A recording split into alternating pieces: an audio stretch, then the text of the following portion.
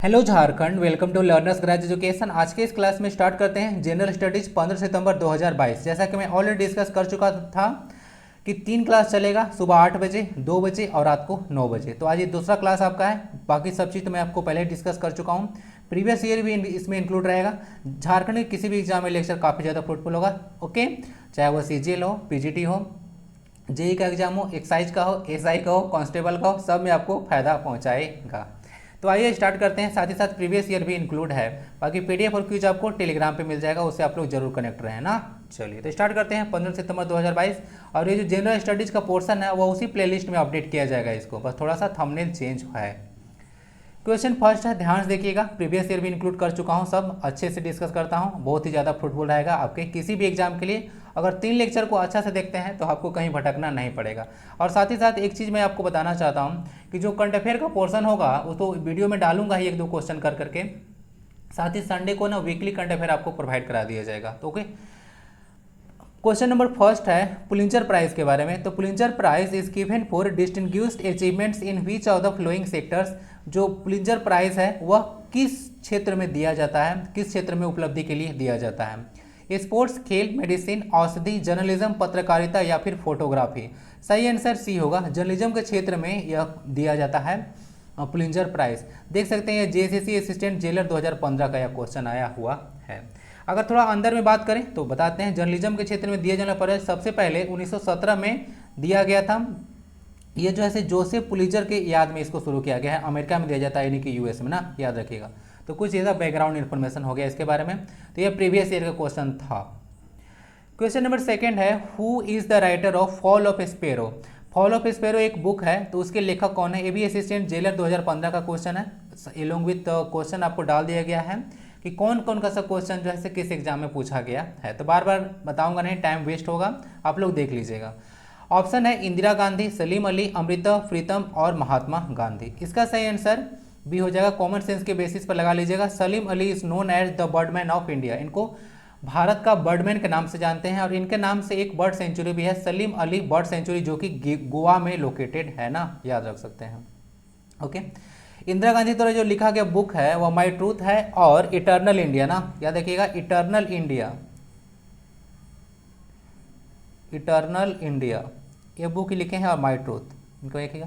महात्मा गांधी का बहुत ही important book है माई एक्सपेरिमेंट विथ ट्रूथ। हो गया बी, देख लीजिएगा, सलीम अली गोवा। ठीक है, चलिए, बर्डमैन ऑफ इंडिया के नाम से जाने जाते हैं। फॉल ऑफ स्पेरो बुक लिखे हैं। Question number 3, how many items are there in the 11th schedule of the constitution of India. अब इसमें 11th शेड्यूल में आपसे क्यों ऐसा क्वेश्चन पूछा गया, आप लोग थोड़ा सा आइडिया होगा तो बताइए। ये क्वेश्चन देखिए, ऐसे तो ये क्वेश्चन ये भी आ चुका है आपका JSSC के एक्साइज में, थोड़ा सा पलट के क्वेश्चन आया हुआ था, ऐसे डायरेक्ट नहीं आया था। 11th शेड्यूल के बारे में, ठीक है, वहाँ पे कॉन्स्टिट्यूशन अमेंडमेंट पूछा गया था आपसे। तो देखिए 11th शेड्यूल इसीलिए इंपॉर्टेंट है आपके लिए क्योंकि उस समय पंचायत के बारे में डिस्कस किया गया था, तो पार्ट 9 ऐड किया गया था। संविधान का संशोधन याद है, संविधान में 52वां संविधान संशोधन हुआ था, आपको से अच्छे से डिस्कस किया था। 92nd कॉन्स्टिट्यूशन अमेंडमेंट एक्ट हुआ था, और ये हुआ था 2000, ये गड़बड़ कर रहा हूँ, ये हुआ था 74वां संविधान, 73वां संविधान संशोधन हुआ था। आज मैं भी ना गड़बड़ कर रहा हूँ, सॉरी फॉर दैट। 73वां संविधान संशोधन हुआ था 1992 में, ये बताया था आपसे। और 92 को उलट के बताया था आपको, उसको उल्टा कर दीजिएगा तो बन जाएगा 29। तो इसमें टोटल 29 मेंशन है। तो जिस समय यह पंचायत के बारे में मेंशन था, ठीक है, पंचायत वगैरह जब लाया गया था, उसी समय जो है 73वां संविधान संशोधन हुआ था, और उसमें पार्ट 9 जो है ऐड किया गया था, और 11वां शेड्यूल ऐड किया गया था। इसीलिए आपसे डायरेक्ट पूछा गया है कि 11वां शेड्यूल में कितने सब्जेक्ट हैं। तो टोटल 29 है। फर्स्ट जो सब्जेक्ट है ना, एग्रीकल्चर वगैरह के बारे में बात करता है, दूसरा लैंड के बारे में बात करता है। तो देख लीजिएगा, ऑप्शन इसका सी आंसर हो गया। यह संविधान संशोधन जो है काफ़ी ज़्यादा इंपॉर्टेंट है। 73वां संविधान संशोधन 1992 में हुआ था, और इसमें टोटल 29 सब्जेक्ट मेंशन है। और ये देखिएगा बाद में 74वां संविधान संशोधन जो हुआ, 74th कॉन्स्टिट्यूशन अमेंडमेंट, वह हुआ आपको 1992 में, और ये हुआ उसमें पार्ट 9A ऐड किया गया था ना, इसको देख लीजिएगा, पार्ट 9A किया गया था। वह जो है म्यूनिसिपैलिटी के बारे में बात करता है। ओके, तो सबकी चीज़ क्लियर होगा। चलते हैं क्वेश्चन नंबर नेक्स्ट की ओर। Which is the second largest producer of coffee in India. अब फर्स्ट कॉफी तो सबको याद होगा, मुझे पता है, जो फर्स्ट प्रोड्यूसर है कॉफी का वो सबको पता है। बताइए थोड़ा सेकेंड कौन है? कर्नाटका, गोवा, केरला या फिर आसाम। सही आंसर इसका सी हो जाएगा। Kerala is the second largest producer of coffee in India after Karnataka. तो कर्नाटका टॉप स्थान पे है। अगर बात कीजिएगा तो कर्नाटका में सबसे ज़्यादा कॉफ़ी होता है, 71% जो कॉफ़ी है इंडिया का वह अकेले कर्नाटका में होता है। केरला में 21% होता है, इसको ध्यान रख सकते हैं आप लोग। चाय के लिए सबसे टॉप पे आपका आसाम है। और पूरा वर्ल्ड में जो है ब्राज़ील में सबसे ज़्यादा कॉफ़ी होता है, फॉलोड बाय वियतनाम। तो वियतनाम सेकेंड लार्जेस्ट प्रोड्यूसर है कॉफ़ी का वर्ल्ड में, इसको याद रखें। आंसर हो गया C. Okay, second largest producer coffee का। एग्जामिनर का माइंड खराब हुआ तो सेकेंड दे देंगे, क्योंकि फर्स्ट तो कितनी बार पूछा जा चुका है, तो क्वेश्चन को टफ कैसे करेंगे। तो इस तरह से करते हैं। आंसर इसका सी हो गया। क्वेश्चन नंबर 5 है, देखिए आरबीआई के रेपो रेट के बारे में है। अरे भाई नहीं बोलना चाहिए था चलिए फिर, अच्छा आरबीआई 2 जगह है, चलिए पकड़िए जरा।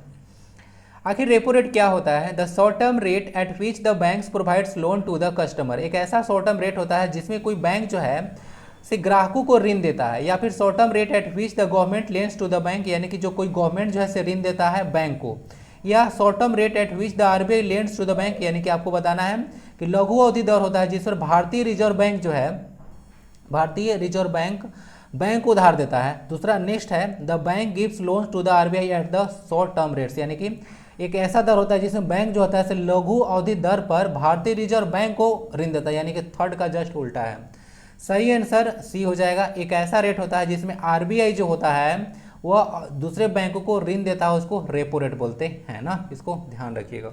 इसको रेपो रेट बोलते हैं। रिवर्स रेपो रेट होता है, बैंक रेट होता है, आप लोग सब पढ़े होंगे। कैश रिजर्व रेशियो भी होता है, जितना बैंक अपने पास रखता है। ओके, तो ये सब चीज़ होता है। तो रेपो रेट काफ़ी ज़्यादा इंपॉर्टेंट टर्म है, याद रखिएगा। ओके, तो आरबीआई के बारे में था। आरबीआई के वर्तमान में गवर्नर है शक्तिकांत दास ना, तो याद रखिएगा शक्तिकांत दास। अब ये भारत के 25वें गवर्नर है ना, 25वें गवर्नर हैं। अगर अंदर में जाके अगर तो आपसे पूछें तो याद रख लीजिएगा, भारत के जो पहले गवर्नर थे, आरबीआई के बारे में बात किया जा रहा है, तो ओसबोर्न स्मिथ का नाम याद रखिएगा, सर ओसबोर्न स्मिथ, यही थे आरबीआई के पहले गवर्नर। और पहले इंडियन गवर्नर थे सीडी देशमुख ना, याद रखिएगा सीडी देशमुख फर्स्ट इंडियन थे, इसीलिए इंपॉर्टेंट हो जाता है। और ये सीडी देशमुख वाला कॉन्सेप्ट ना एसआई के एग्जाम में पूछा गया है कि फर्स्ट भारतीय गवर्नर कौन थे आरबीआई के। आरबीआई का स्थापना 1 अप्रैल 1935 को हुआ था। और जो आरबीआई का जो स्थापना हुआ था ना कहीं एक बुक काफ़ी ज़्यादा इंपॉर्टेंट है भीमराव अम्बेडकर का, द प्रॉब्लम ऑफ रूपी। तो याद रखिएगा जो द प्रॉब्लम ऑफ रूपी बुक है बी आर अम्बेडकर के द्वारा, वह बुक ऐसे काफ़ी ज़्यादा योगदान दिया है आरबीआई के फॉर्मेशन में। आरबीआई का नेशनलाइजेशन हुआ था 1949 में। ठीक है, चलिए आंसर इसका सी हो गया। यस, जो अभी वर्तमान में शक्तिकांत दास है आरबीआई के 25वें गवर्नर हैं, भूलिएगा नहीं ना। चलिए, और आरबीआई देखिए एक चीज़ ओपन मार्केट ऑपरेशन होता है, भी याद रख लीजिएगा।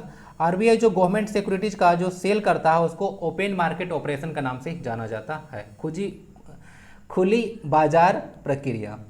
Jallianwala Bagh massacre took place during the term of viceroy. बोला जा रहा है कि जो जालियांवाला बाग हत्याकांड हुआ था वह किस गवर्नर जनरल के काल में हुआ था, बताइए। Lord Irwin, Lord Dalhousie, Lord Chelmsford या फिर लॉर्ड रिपन। सही आंसर इसका सी हो जाएगा, लॉर्ड चेम्सफोर्ड। तो लॉर्ड चेम्सफोर्ड के काल में यह हुआ था। आप लोगों को आइडिया होगा जो बैसाखी का दिन था 13 अप्रैल 1919, इस दिन जो है से जो जनरल रेजिनाल्ड डायर, नाम याद रखिएगा रेजिनाल्ड डायर, वही जो है से आदेश दे दिया था लोगों को भीड़ पर जो है से मतलब गोली चलाने के लिए ना। तो बहुत सारे लोग मारे गए थे, अमृतसर में हुआ था, पंजाब में यह घटना हुआ था। जनरल रेजिनाल्ड डायर नाम था उस वायसराय का ना, इसको याद रखें। तो उस समय गवर्नर जनरल कौन थे? लॉर्ड चेम्सफोर्ड थे, इसको याद रखिएगा। डलहौजी के काल में बहुत इंपॉर्टेंट काम हुआ था, जैसे कि ट्रेन वगैरह चला था। इरविन काम में इरविन पैक्ट हुआ था, गांधी इरविन पैक्ट याद होगा। लॉर्ड रिपन को आप लोग father of local self government के नाम से जानते हैं। ये जो है से वर्नाक्यूलर जो प्रेस एक्ट होता है उसको रिपील किए थे ना, यानी कि उसको खत्म कर दिए थे, जो कि लॉर्ड लेटन के द्वारा लाया गया था। वर्नाकुलर प्रेस एक्ट कब का था ये एक्ट, बताइए जरा। अब मैं देखिए डेली आपको 3 वीडियो दे रहा हूँ और बहुत ज़्यादा मुझे मेहनत भी करना पड़ेगा। ओके, तो आप लोग भी थोड़ा बहुत मेहनत कीजिए, बताइए कि वर्नाकुलर प्रेस एक्ट जो है से कब लाया गया था और यह जो है से इसका मेन पर्पस क्या था, बताइए। गवर्नर जनरल तो बता दिया कि जो है से लॉर्ड लिटन के द्वारा लाया गया था, इसको रिपील किया गया था लॉर्ड रिपन के द्वारा, समझ गए। और इसमें अगर अंदर में जाकर क्वेश्चन पूछेंगे तो जालियांवाला बाग हत्या जो हुआ था मैसाकर, उसमें लोग विरोध कर रहे थे। डॉक्टर सत्यपाल थे और सैफुद्दीन किचलू, उनका जो है से अरेस्ट हो गए थे उन लोग, उन लोग को अरेस्ट कर लिया गया था। उसी का विरोध करने के लिए इन लोग इकट्ठा हो गए थे जालियांवाला बाग में, बैसाखी के दिन था वो।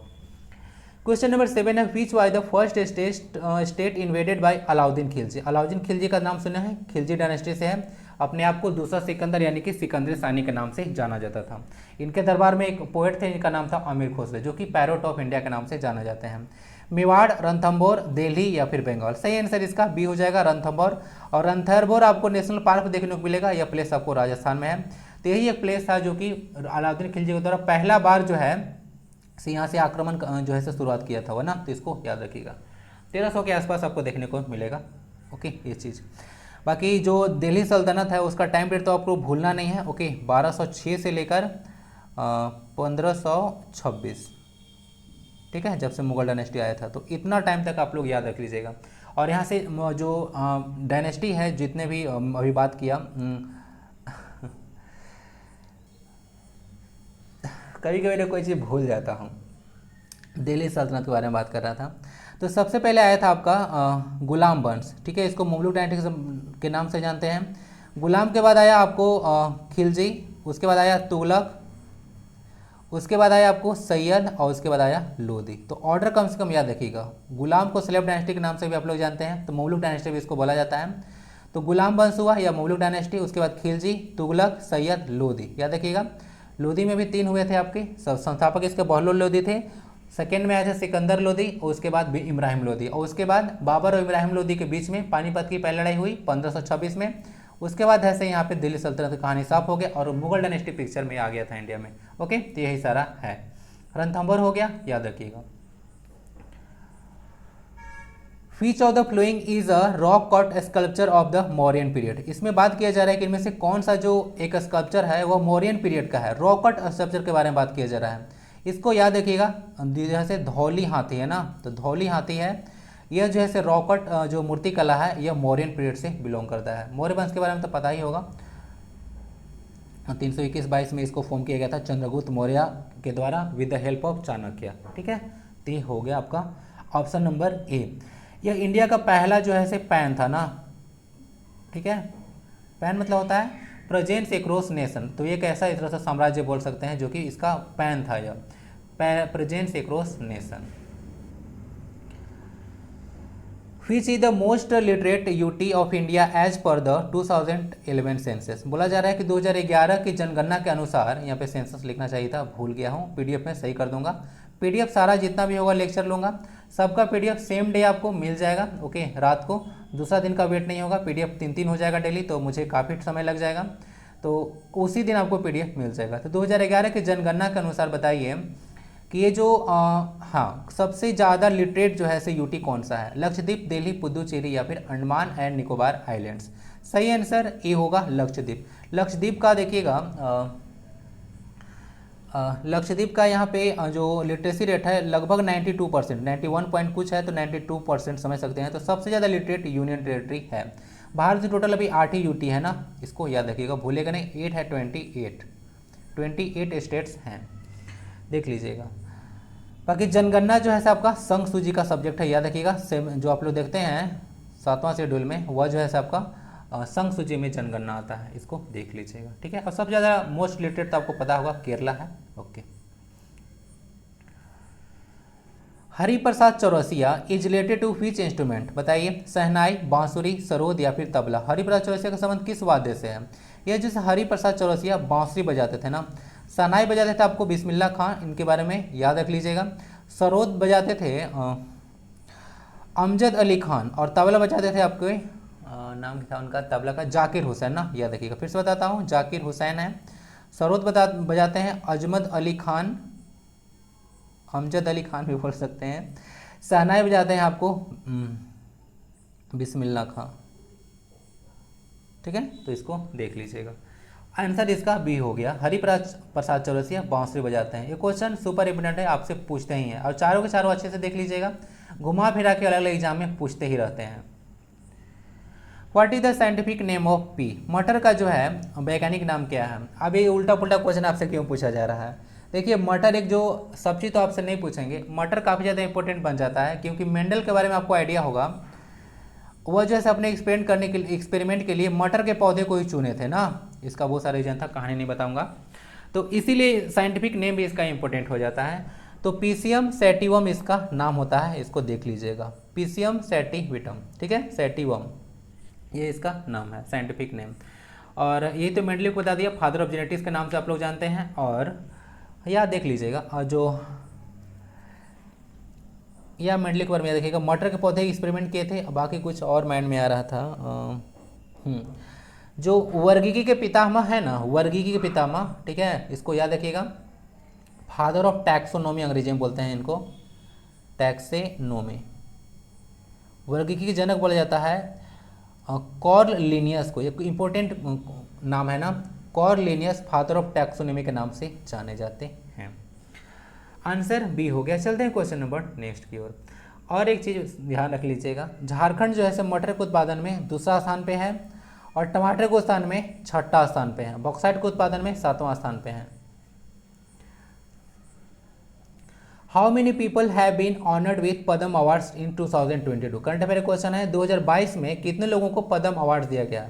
पद्म अवार्ड में कितने कितने आ जाएंगे? पद्म विभूषण, पद्म भूषण, पद्मश्री सारा इंक्लूड होगा। इसका आंसर होगा 128। इसको ध्यान से देख लीजिएगा। 4 लोगों को पद्म लिस्ट में प्रोवाइड कराने की कोशिश करूंगा, आपको टेलीग्राम पे कनेक्ट रहिए। 4 लोगों को मिला है पद्म विभूषण, उसके बाद 17 लोगों को मिला है पद्म भूषण, उसके बाद बाकी 4 17 21 हो गया ना जी, तो कितना बचा? 107 बचा। तो 107 लोगों को यानी कि पद्मश्री अवार्ड मिला है। यहाँ पे पद्म अवार्ड के बारे में बात किया जा रहा है, सबको अलग अलग। तो इसको देख लीजिएगा, लिस्ट में प्रोवाइड करा दूंगा आपको टेलीग्राम पे। 128 लोग हैं, ठीक है। और खास करना जो जिनको पद्म विभूषण मिला है वह काफ़ी ज़्यादा इंपॉर्टेंट है, याद रख लीजिएगा। और जो भारत रत्न है वह एक साल में 3 लोगों से ज़्यादा लोगों को नहीं दिया जा सकता है। जैसे कि आपको पता होगा, फर्स्ट टाइम जब भारत रत्न कॉन्स्टिट्यूट हुआ था 1954 में, तो उसमें 3 लोगों को दिया गया था। 3 पर्सन का नाम कौन है? सी राजा गोपालचारी, ओके, सीवी रमन थे, और सर्वपल्ली राधाकृष्ण। तो ये 3 पर्सनालिटी थे जिनको फर्स्ट टाइम दिया गया था भारत रत्न, और 3 लोगों से ज़्यादा लोगों को यह नहीं दे सकता है। भारत रत्न मरणोपरांत दिया जा सकता है, बट नोबेल प्राइज जो है मरणोपरांत नहीं दिया जा सकता है। बट अगर कोई पर्सन है जिसको अनाउंस हो चुका है कि इस पार्टिकुलर फील्ड के लिए नोबेल प्राइज उनको दिया जाना है, फिर उनका देहांत होता है, तब उनको नोबेल प्राइज दिया जा सकता है। नोबेल प्राइज टोटल 6 फील्ड में दिया जाता है। जो सबसे लेटेस्ट नोबेल प्राइज दिया जाता है वह इकोनॉमिक्स का, जो कि 1968 में शुरू हुआ था।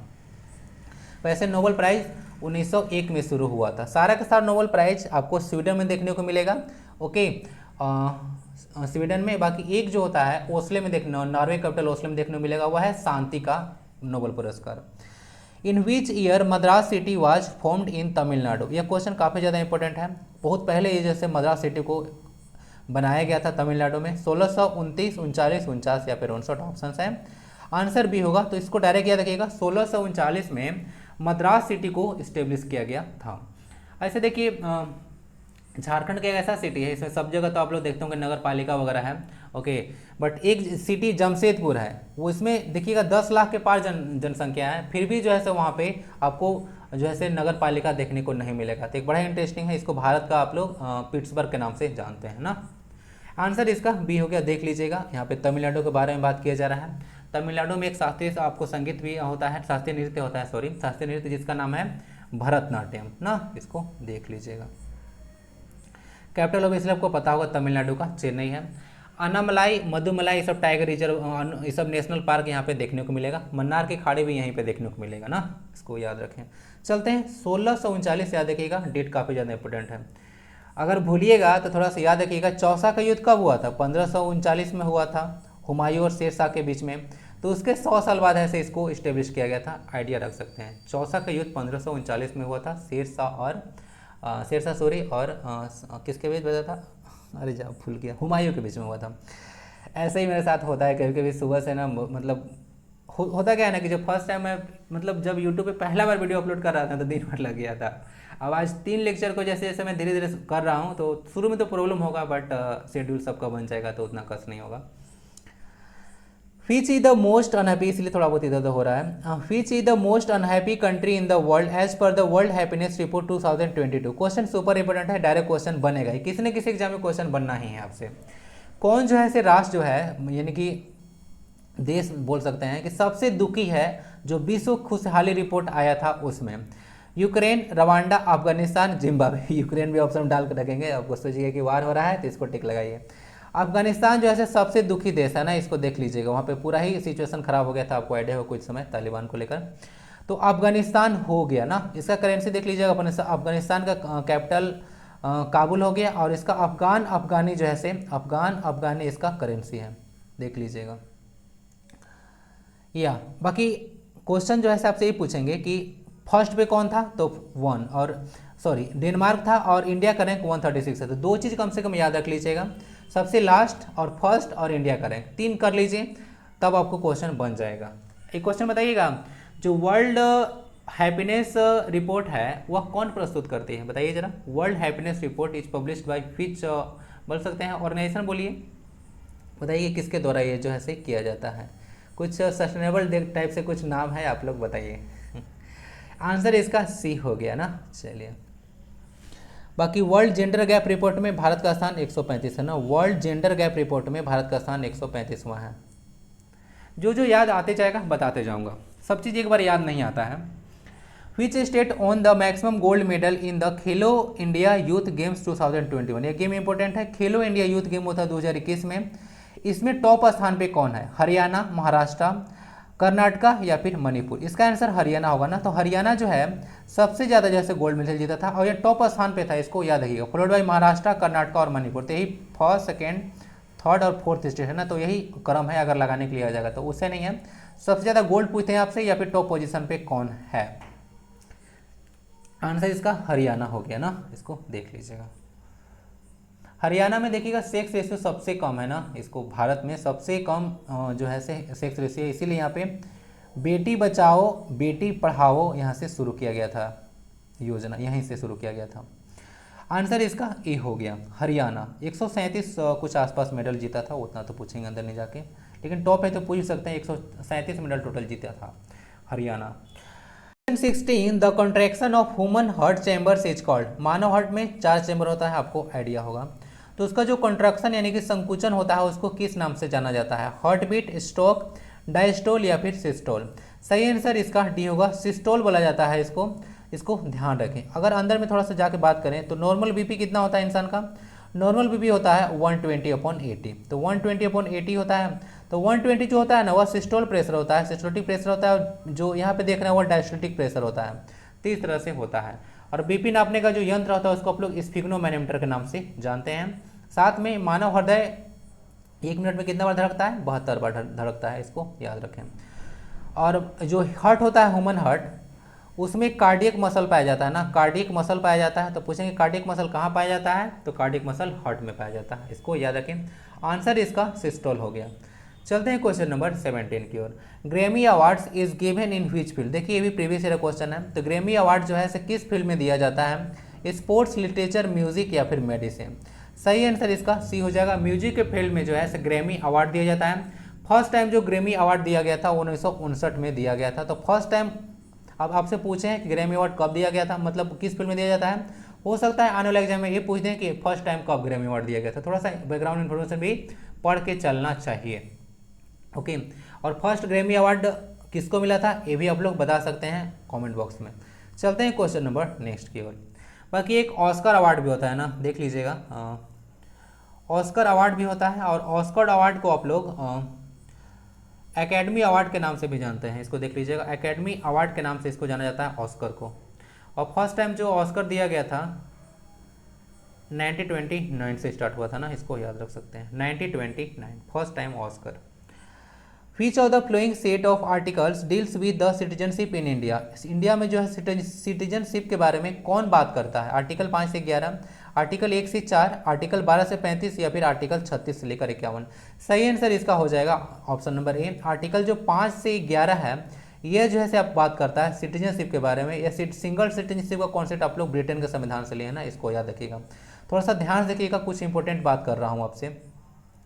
जब यहाँ पे पार्ट 1 में जाइएगा आर्टिकल 1 to 4, यहाँ पे ना जो इंडिया का जो यूनियन है, यूनियन और टेरिटरी के बारे में डिस्कस है, यूनियन और इसका टेरिटरीज के बारे में डिस्कस है आर्टिकल 1 to 4 में। जैसा कि बारे में बात किया आर्टिकल 5 से 11 या पार्ट 2 में मेंशन है, इसको ध्यान रखिएगा, पार्ट 2 में मेंशन है, यहाँ पे पार्ट 1 हो गया। उसके बाद 5 से 11 हो गया, आर्टिकल 12 से 35 तो बहुत ज़्यादा इंपॉर्टेंट है। ओके, पार्ट 3 में आएगा, और इसमें फंडामेंटल राइट है जो कि आप लोग यूएसए के संविधान से लिए हैं। आर्टिकल 36 से 51 तक देख लीजिएगा। ये जो होता है से आपको डीपीएसपी आता है, अगर याद होगा आपको, DPSP directive principle of state policy, जो अभी बात कर रहा था पंचायत के बारे में, उसका गठन आर्टिकल 40 की तरफ तहत किया जाता है और वो डीपीएसपी का ही पार्ट है क्योंकि 40 इसी के अंतर्गत आता है। तो आर्टिकल 36 से लेकर 51 जो है इसे डीपीएसपी आता है और ये डीपीएसपी आप लोग आयरलैंड के संविधान से लिए हैं, इसको याद रखिएगा। उसके बाद अगर यहाँ से 51 जाइएगा तो 51A जो है, 51A इसमें फंडामेंटल ड्यूटीज है जो कि आप लोग रशिया के संविधान से लिए हैं, इसको याद रखिएगा। स्वर्ण सिंह कमेटी तो आपको याद होगा, ओके, फंडामेंटल ड्यूटीज से रिलेटेड, तो इसको देख लीजिएगा, सारा डिटेल में बता दिया। तो 5 से 11 सिटीजनशिप के बारे में बात किया जाता है। आप लोग क्वेश्चन बताइए कि अगर कोई भारत की नागरिकता लेना चाहता है तो उसके लिए क्या क्या क्राइटेरिया है, या कोई भारत की नागरिकता किसी को समाप्त करना है तो उसके लिए क्या क्या क्राइटेरिया है, कुछ आंसर आप लोग भी देने की कोशिश किया कीजिए। क्वेश्चन 19 है the pH scale ranges from, pH scale का रेंज कितना होता है, क्वेश्चन देख लीजिए, प्रीवियस ईयर का है। 3 से 14, 0 से 14, 1 से 14 या फिर 7 से 14। कुछ ऑप्शन को थोड़ा सा मैं चेंज कर दिया हूँ ना एग्जाम के अकॉर्डिंग, ताकि आप लोग कन्फ्यूज हो जाए। देखिए इसका सही आंसर हो जाता है बी, 0 से लेकर 14 तक पीएच स्केल का रेंज होता है ना। पीएच मतलब होता है पोटेंज ऑफ हाइड्रोजन, यानी कि पावर ऑफ हाइड्रोजन बोल सकते हैं। जो पीएच स्केल डेवलप किए थे उनका नाम था ए सोरेनसन, इनको याद रखिएगा। ओके, ध्यान दीजिएगा, 1 से लेकर 14 तक नहीं होता है, 0 से 14 तक इसका रेंज होता है। पीएच स्केल आखिर करता क्या है, तो पीएच स्केल किसी भी अगर सॉल्यूशन है तो उसको में आइडेंटिफाई करता है कि the given solution is either basic और एसिडिक, तो उसको आइडेंटिफाई करता है। ओके ना, तो इसको याद रखिएगा। पेज का फिर कहानी आज शुरू करें चलिए शुरू करते हैं।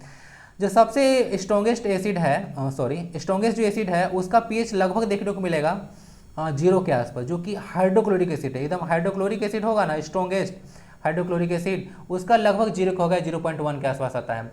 जो पेट में एसिड होता है, उसको भी आप लोग जठर रस के नाम से जानते हैं, उसका पीएच वैल्यू 1.2 के आसपास होता है। ये भी जो रस निकलता है ना, जठर रस, यानी कि जो हाइड्रोक्लोरिक एसिड जो कि हम लोग का स्टोमक में प्रोड्यूस होता है, वो आपका बॉडी पर अगर डायरेक्ट गिर जाए ना तो उसको जल जाएगा आपका। एसिड अटैक वगैरह के बारे में सुने होंगे आप लोग, आजकल तो बहुत बड़ा सिचुएशन है।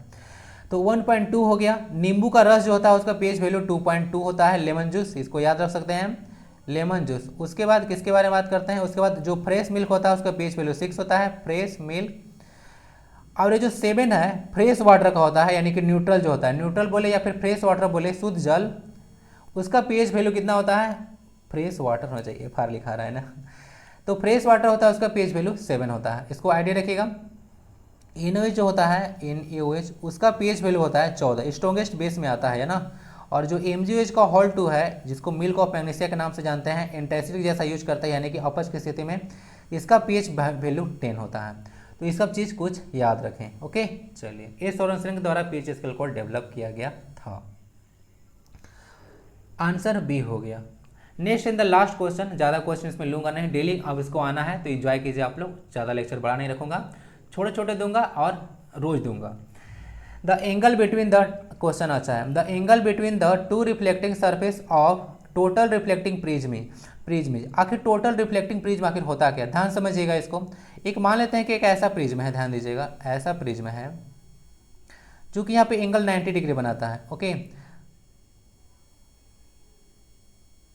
तो इसको बोला जाता है आप लोग को टोटल रिफ्लेक्टिंग प्रिज्म।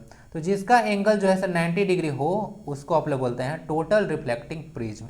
आंसर इसका हो जाएगा ए। तो 90 डिग्री यहाँ पे बनना चाहिए, इसको प्रिज्म एंगल के नाम से भी आप लोग जानते हैं। ठीक है, चलिए, प्रिज्म से होकर क्या होता है, प्रिज्म से होकर आपका होता है डिस्पर्सन ऑफ लाइट ना, पढ़े हैं ना डिस्पर्सन ऑफ लाइट, जिसमें ऐसे लाइट जाता है, ऐसे ऐसे यहाँ पे जाता है, बाहर निकलता है, तो 7 रंगों की पट्टिका में बन जाता है, बढ़ जाता है ना।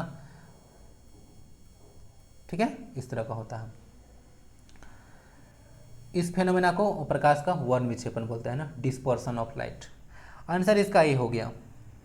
तो यही कुछ क्वेश्चन थे। कैसा लग रहा है सीरीज, आप लोग अपना फीडबैक जरूर दे सकते हैं। अगर कुछ इंप्रूवमेंट कराना चाहते हैं तो आप लोग बता सकते हैं। वैसे धीरे धीरे इंप्रूव होगा, अभी तो शुरुआत किया हूँ, कोई चीज़ को शुरुआत करना थोड़ा टफ होता है, धीरे धीरे सब कुछ चलने लगता है अच्छे से। तो स्वस्थ रहें, मस्त रहें, पढ़ाई लिखाई में व्यस्त रहें। मिलते हैं नेक्स्ट वीडियो में। वंदे भारतम, जय हिंद।